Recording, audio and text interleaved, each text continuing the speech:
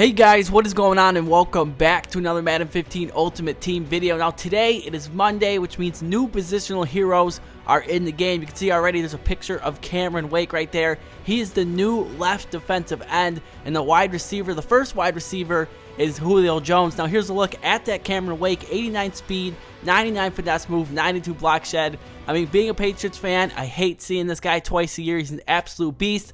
And then the wide receiver, one of the best in the NFL, Julio Jones. He is the first wide receiver positional. I don't know who number 2 will be. There's a lot of people saying it'll be Demaryius Thomas. But anyways, an update on Barry Sanders.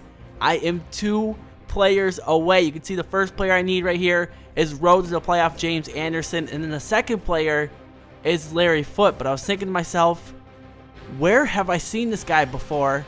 And I went ahead and I checked my Cardinals silver players.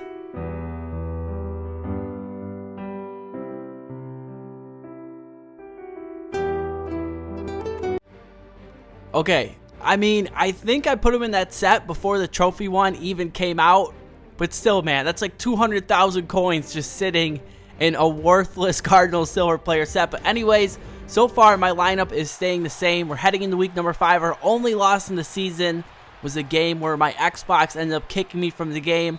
So here we are. We find Alshon Jeffrey the first play, and it's my goal to get something going early. I've been having way too many slow starts lately. So here we are, RG3, picking up 9 yards in the ground. A lot of you guys were telling me, start running more with RG3. So I got you guys. You're going to see plenty more read option with him today. So here we are later on 2nd and 8. RG3 rolling to the right, throwing this one for Steve Smith for a second. I thought Patrick Willis was going to get that interception. Instead, we come away with a great reception. Then later on 1st and 10, Jeremy Hill off the screen pass, picks up some beautiful blocks, and we are into the end zone for the first score of the day. So on defense now, you can see my opponent. He's going with a screen pass of his own.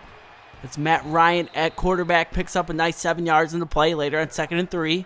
Matty Ice looking right side. And Antoine Bethea with another interception. I know a lot of you guys are always asking me to get rid of him, but he just comes up with so many plays. It's going to be so hard to get rid of him. But I will tell you guys, there is going to be a new strong safety coming to the team soon. So later on 1st and 10, we find Gronk, 2nd and 5. Read option play to Jeremy Hill. He's just short, so on 3rd and 1. I'm going to go ahead. I'm going to run 4 verticals here because I knew an all-out blitz was coming. We find Alshon Jeffrey for the second score of the day, and that makes things 14-0. Now about a minute later, you can see we get the ball back inside the 10. 1st and goal. We find Jeffrey once again, his second touchdown in the game, and RG3's 3rd passing touchdown in the first half. Now we're going to go ahead. We're going to skip ahead now to the 4th quarter. You can see the score is 28-6. I'm going to be honest, I did put on Chew Clock, and then shortly after that, the connection to your peer has been lost, so I got back to the menu, and I decided to go ahead and open up a pro pack. Who knows? Maybe we'll get a Larry Foote out of here. Maybe we'll get a road to the playoff James Anderson. Instead, we get a Sheldon Richardson, and yeah, that was about it. So here we are, heading into week number 6 now. We're taking on the Seahawks, but we're playing in Dallas. But anyways, he also is RG3 at quarterback. He has 99 DeMarco Murray along with legend Emmitt Smith in the backfield. So we're probably going to see plenty of runs from my opponent here on 3rd and 7. RG3 finds Miles Austin later on 4th and 1. He tries and gives it to the fullback, but yeah, I think he's just short. So we turn him over on downs. So with great field position, RG3. I'm going to go ahead. I'm going to roll out to the right. I see Alshon Jeffrey, and again, his 3rd touchdown of the day. I mean, these two have quite the chemistry going, but my opponent came right back. Here's Emmitt Smith up to about the 30-yard line. That's 6 more yards later on 2nd and 5. This time it's DeMarco Murray, and he is just short of the first down. So on 3rd and inches, I was definitely expecting a run, but instead RG3 play action takes a shot deep left side, but there is Revis Island on the coverage. So once again, we're faced with a 4th and inches, but this time, instead of blitzing, I'm going to go ahead. I'm going to drop a couple guys back in coverage. RG3 goes with the play action fake. And D'Angelo Hall and Reggie White, they completely bit on that play action. I mean, that is just embarrassing. So instead of having a couple guys back there in coverage, we end up giving up a touchdown to his tight end. So back on offense now, 2nd and 9. RG3 had no time to throw. Later on 3rd and 9.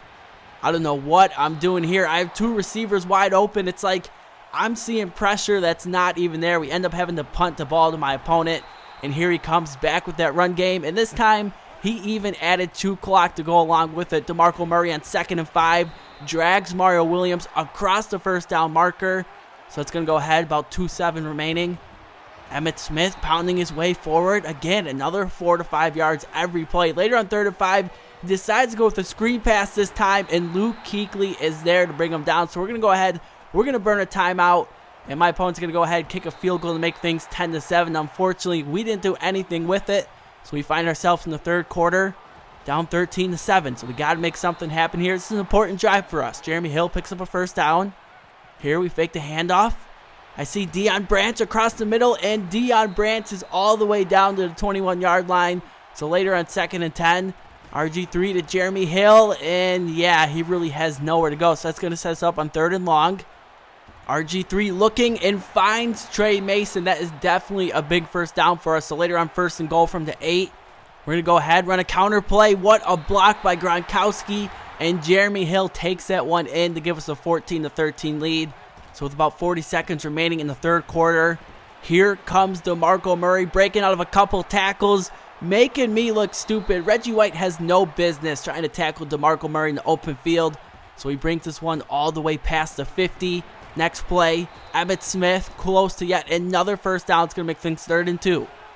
On 3rd and 2, RG3, another screen pass. Clay Matthews is there, but for some reason, Clay Matthews was unable to come up with the tackle. You guys can see the game is lagging just the tiniest bit. I'm not sure if that had anything to do with it, but regardless, we got to make that play next time. 1st and 10 counter play, nowhere to go. So on 3rd and 3, again, handoff to Emmitt Smith, and finally we're able to bring him down in the backfield.